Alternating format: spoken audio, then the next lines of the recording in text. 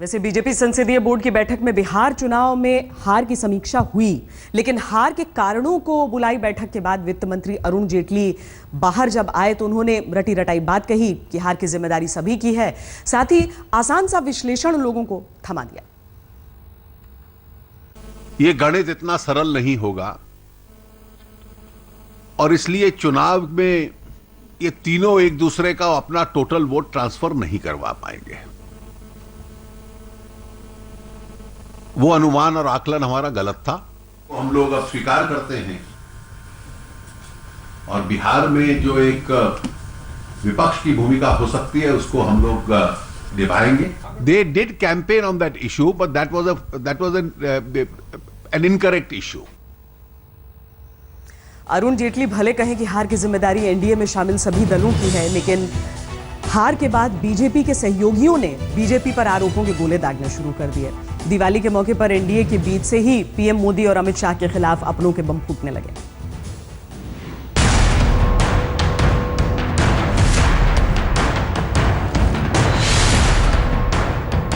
कहां तो पीएम मोदी और अमित शाह दिल्ली और पटना में इस बार दो दिवाली मनाने के ख्वाब में थे कि नतीजों ने बिहार में बीजेपी का दिवाला निकाल दिया और अपनों के बम मोदी शाह के सर पर गिरने लगे धम धमाधम।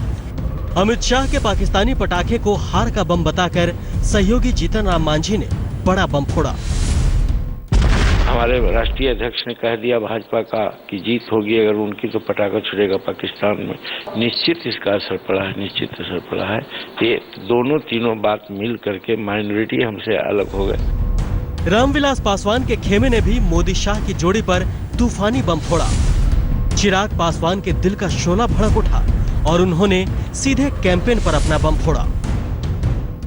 सीटों के बंटवारे से लेके, सीटों के चयन से लेके, प्रत्याशियों के चयन से लेके हमारी प्रचार प्रसार किस तरीके से हमने किया, हर स्तर पर इसका आकलन किया जाएगा। इधर महाराष्ट्र में बीजेपी के हंटर से परेशान शिवसेना तो जैसे नतीजों को देखकर उछल पड़ी। सामना में संपादकीय छपा तो सवाल सीधे प्रधानमंत्री नरेंद्र मोदी से था। हार की जिम्मेदारी कौन लेगा? बीजेपी को आत्मनिरीक्षण करना चाहिए। मोदी ने तो 30 रैलियां की बिहार में, लेकिन नतीजे रैलियों की तादाद से मैच क्यों नहीं हुए? पीएम के दहाड़ती सूरत पर शिवसेना के साथ सहयोगी शिरोमणि अकाली दल ने भी तंज कसा। माननीय प्रधानमंत्री जी को बयान को भी उन्होंने एक्सप्रेस किया। डीएनए वाला जो था, जब जीता है तो नायक होता है, तो हारने की जिम्मेदारी भी पार्टी की तरफ से नेता की होती है, क्योंकि नेता के नाम पर चुनाव लड़ते हम लोग। एनडीए के सहयोगियों ने पीएम और शाह पर रॉकेट फेंके तो बीजेपी के नेताओं ने भी जमकर मोदी शाह की चक्री चलाई। चुनाव के पहले से ही बीजेपी में रहकर भीतरघात का बम फोड़ रहे शत्रुघ्न सिन्हा ने हार पर भी दिवाली का पटाखा फोड़ा। कि जब ताली मिलेगी कप्तान को अच्छा काम के लिए तो क्रिटिसिज्म किसको मिलेगी? क्रिटिसिज्म उसी को मिलेगा। लेकिन अभी मेरा मतलब अपने प्रधानमंत्री सुप्रीम लीडर से नहीं है। मैं तो यहाँ तो उनके बारे में कहता हूँ कि उनको इतना ओवर एक्सपोजर नहीं करना चाहिए था। कोई मुरव्वत नहीं की शॉटगन ने गोलियां दागने में, जैसे बदले की आग धधक उठी हो कि देखो बिहार बदला लेता है तो कैसे जरा से अपमान की चिंगारी सारे सपनों को खाक कर देती है। शत्रु के साथ कई और नेता भी सामने आए। मोदी शाह समेत संघ प्रमुख को भी समझाया कि हर जगह गुजराती पटाखे चलाने की कोशिश सही नहीं है। एक समय में इस आरक्षण के लिए बिहार में गृह युद्ध की स्थिति बन गई थी। ऐसी स्थिति में इस बयान ने बहुत नुकसान किया है। इसके लिए तो मैं मानता हूं कि जो केंद्रीय नेतृत्व है वो जिम्मेवार है। जो लोग टिकट बंटवारे में थे वे लोग जिम्मेवार हैं। और जैसे कि हमने कहा पहले, इसकी समीक्षा होनी चाहिए कि हार क्यों हुई। तो जो सुर बिहारी बाबू के वही बोल आर.के. सिंह के। हार के दिवाली के वक्त मोदी शाह के खिलाफ दिल में दबी भड़ास निकालने में पीछे नहीं रहे पूर्व बीजेपी नेता Arun Shourie. Prime Minister is not a section officer in the Department for Homeopathy. He is not the head of a department of government. He is the Prime Minister. He has to show the country the moral path. He has to set the moral standard. Arun Shourie ठहरे पुराने बयानवीर, लेकिन सदा शांत रहने वाले राज्यसभा सांसद चंदन मित्रा ने भी हार पर शीतलता छोड़कर उग्र रूप दिखाया। शाह पर सीधा तीर मारा कि पार्टी अध्यक्ष अमित शाह की आक्रामक प्रचार की रणनीति फेल हो गई। बीजेपी के गठबंधन में शामिल नेताओं के आधार को बढ़ा चढ़ाकर बताना भी निराधार निकला। सवाल है कि बीजेपी की अपनी ताकत खड़ी करने की कोशिश क्यों नहीं की गई। लेकिन बीजेपी के सांसद चंदन मित्रा ने भी जैसे ही अमित शाह को सीख देने की हिम्मत दिखाई तो साफ हो गया कि मोदी शाह के सियासी आसमान पर फटने वाले रॉकेट बम अभी आगे और भी फटते रहेंगे। पटना से कुमार अभिषेक के साथ हिमांशु मिश्रा, दिल्ली, आज तक। दरअसल अच्छे वक्त पर तो सब अच्छा कहते हैं, लेकिन बुरे वक्त में ही दोस्त दुश्मन की पहचान होती है। बहरहाल एनडीए के भीतर आरोपों के गोले फूट रहे हैं तो बिहार में महागठबंधन की जीत के नायक लालू प्रसाद यादव के मन में लड्डू फूट रहे हैं। सत्ता में उनकी पार्टी को कितना हिस्सा मिलेगा इसे लेकर कयास तो लग रहे हैं, लेकिन लालू ने प्लानिंग भी शुरू कर दी।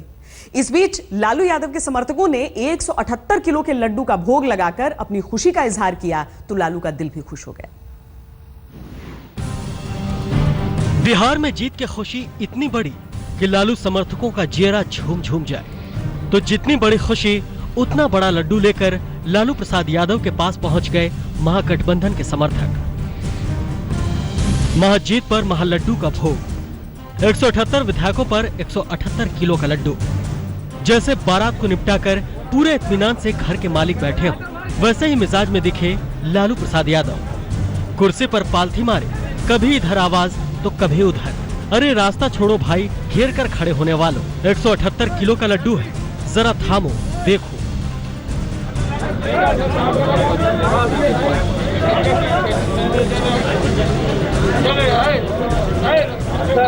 महागठबंधन की जीत के बाद से ही सेलिब्रेशन का माहौल है। ये 178 किलो लड्डू इस वक्त लालू यादव के घर पे लाया गया है और इसे लोगों में बांटा जाएगा। लोगों से पूछते हैं, ये बताइए ये कितने किलो का लड्डू है? 178 किलो। 178 किलो क्यों?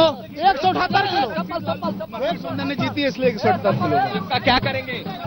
बांटेंगे, यहाँ सब कार्यकर्ताओं में बांटेंगे लालू जी। लड्डू को भर आंख से लालू ने देख लिया तो बस समर्थकों को मजा आ गया। सामने लड्डू तो लालू के मन में भी जीत का लड्डू भी जमकर फूटना लाजमी था। भीड़ में से लालू के लाल तेजस्वी यादव निकले और जीत के लिए शुक्रिया जताया। हम लोग चाहते हैं कि एक बिहार को एक विकसित बिहार हम लोग बनाएं, एक मॉडर्न बिहार बनाएं। स्मार्ट सिटी के साथ हमें स्मार्ट गांव भी चाहिए, तो उस हिसाब के हमको काम करना है। तेजस्वी का तेज और तेवर साफ है कि महागठबंधन की जीत में आरजेडी का नंबर 1 और नीतीश कुमार की सरकार के अहम महकमों पर भी आरजेडी का दावा भी अब सबसे ऊपर। सूत्रों का कहना है कि लालू प्रसाद यादव के दोनों बेटों तेजस्वी यादव और तेज प्रताप यादव के लिए लालू मंत्रिमंडल में अहम जगह मांग सकते हैं। बेटी मीसा भारती को भी लालू यादव सरकार में कोई अहम पद देने की मांग कर सकते हैं। सीएम नीतीश कुमार के साथ आरजेडी की डिप्टी सीएम और स्पीकर का भी प्रस्ताव चर्चा में है। बिहार के प्रशासनिक फेरबदल में पसंद के चेहरों को रखे जाने की मांग भी लालू की ओर से की जा सकती है। यानी नीतीश के मंत्रिमंडल के गठन पर पहली चर्चा लालू यादव के परिवार में हो रही है। साफ है कि बिहार की कमान भले ही नीतीश कुमार संभालेंगे, लेकिन सदन में आरजेडी की ओर से तेजस्वी यादव का रोल सबसे अहम रखा जाना तय हो चुका है। कुमार अभिषेक, पटना, आज तक। दरअसल जब जीत मिलती है तो कोई वजह नहीं तलाशता कि आखिर जीत क्यों मिली, उस वक्त नायक तलाशे जाते हैं। जब हार मिलती है तो वजह ही वजह उसकी तलाशी जाती है, और यही सब कुछ हो रहा है भारतीय जनता पार्टी के भीतर भी। बीजेपी की करारी हार की समीक्षा हो रही है तो सवाल मोदी के उन मंत्रियों पर भी हैं जिनके इलाकों में पार्टी की बुरी गत हुई है। किस मंत्री के इलाके में पार्टी के हक में नतीजा क्या रहा है, देखिए हमारी ये रिपोर्ट।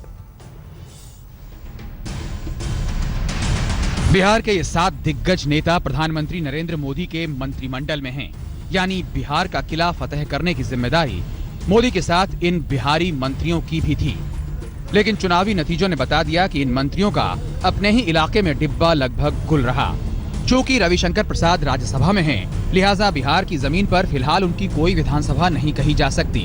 लेकिन बाकी मंत्रियों का हाल देख लीजिए। राजीव प्रताप रूडी सारण से सांसद हैं और उनके लोकसभा क्षेत्र में 6 विधानसभा सीटें आती हैं। लेकिन बिहार चुनाव में एनडीए को जीत मिली सिर्फ 2 सीटों पर। गिरिराज सिंह नवादा से सांसद हैं। बयानों से चुनावों के दौरान भूचाल लाते रहे, लेकिन जमीन पर उनका जादू नहीं चला। अपने क्षेत्र की 6 विधानसभा सीटों में ये भी सिर्फ 2 ही बचा पाए। रामकृपाल यादव पाटलिपुत्र से सांसद हैं। इनका हाल तो इतना खराब था कि 6 सीटों में से सिर्फ 1 सीट ही बीजेपी जीत पाई।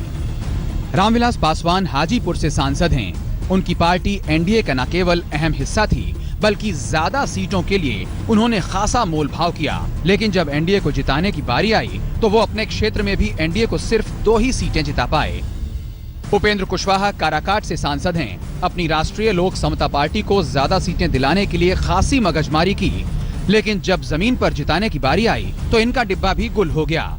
इनके लोकसभा क्षेत्र की 6 सीटों में से एनडीए को सिर्फ 1 सीट मिली। दरअसल मोदी कैबिनेट में कृषि मंत्री राधामोहन सिंह ही इकलौते ऐसे हैं जिनके लोकसभा क्षेत्र में एनडीए को कामयाबी मिली। पूर्वी चंपारण इलाके की 6 सीटों में 4 पर एनडीए जीती है। तो सवाल ये भी है कि क्या लोकसभा चुनावों के दौरान ये मंत्री मोदी लहर में ही जीते थे? लेकिन नीतीश लालू लहर में सवाल सिर्फ इन मंत्रियों की हवा खुश होने का नहीं है। सवाल मोदी के जादू और उनकी बातों पर लोगों के भरोसे का भी है, क्योंकि नरेंद्र मोदी ने जिस आरा से बिहार के 1.25 लाख करोड़ के पैकेज की सौगात का ऐलान किया, वहां की 7 विधानसभा सीटों में से 1 सीट भी एनडीए नहीं जीत पाई। 80,000 करोड़ की ज्यादा करो, 90,000 करोड़ की ज्यादा करो।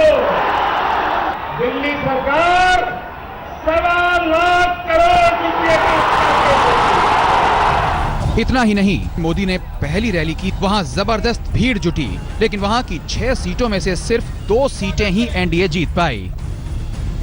इसी तरह नवादा में उन्होंने पहली बार दादरी कांड पर चुप्पी तोड़ी, लेकिन इसका भी कोई असर नहीं दिखा। यहाँ की 6 विधानसभा सीटों में एनडीए सिर्फ 2 ही पर जीत पाई।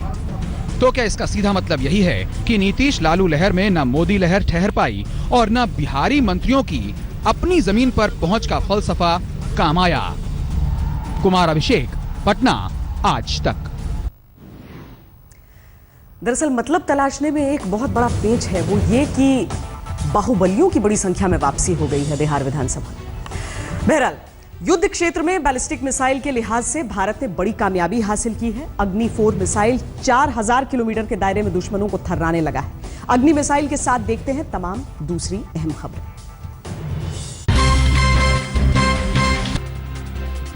भारत ने बैलिस्टिक मिसाइल अग्नि 4 का सफल परीक्षण कर लिया है। अग्नि 4 की सोमवार को ओडिशा के तट पर टेस्टिंग की गई। यहाँ के व्हीलर आइलैंड पर सुबह 9:45 पर मोबाइल लॉन्चर से इसे फायर किया गया।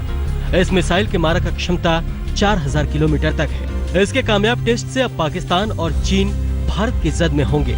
ये अग्नि 4 मिसाइल का 5वां कामयाब टेस्ट था। इसका आखिरी टेस्ट 2 दिसंबर 2014 में हुआ था। इस मिसाइल की खासियत की बात करें तो अग्नि मिसाइल अपने साथ 1 टन वजनी न्यूक्लियर हथियारों को लेकर जा सकती है। 5वीं जनरेशन की अग्नि 4 मिसाइल मॉडर्न और कंप्यूटर टेक्नोलॉजी से लैस है। अग्नि मिसाइल का निशाना अचूक है। ये 20 मिनट में 4000 किलोमीटर की दूरी तय करती है। छोटे से छोटे टारगेट पर भी अचूक निशाना लगा सकती है। पाकिस्तान के शाहीन 3 से आगे अग्नि 4।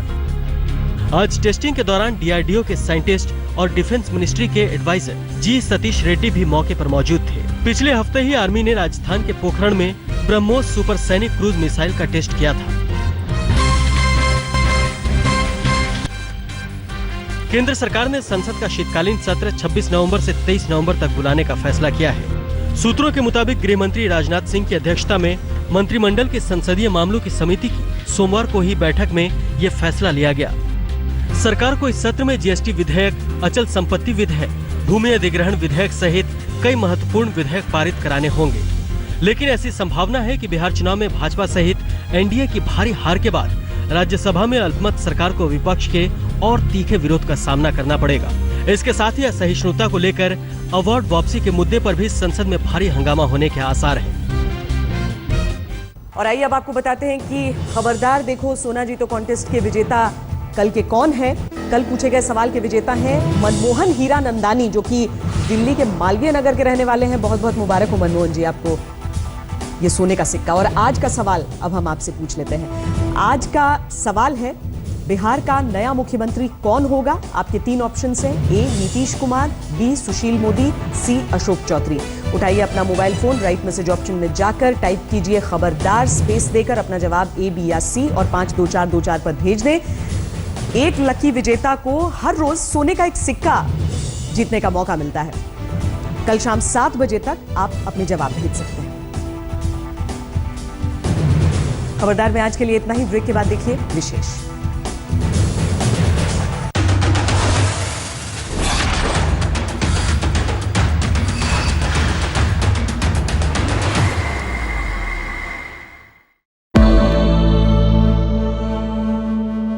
निसगम मनि पमग नि पमग सनि पमनि सपस। जहाँ तक याद आती रहेगी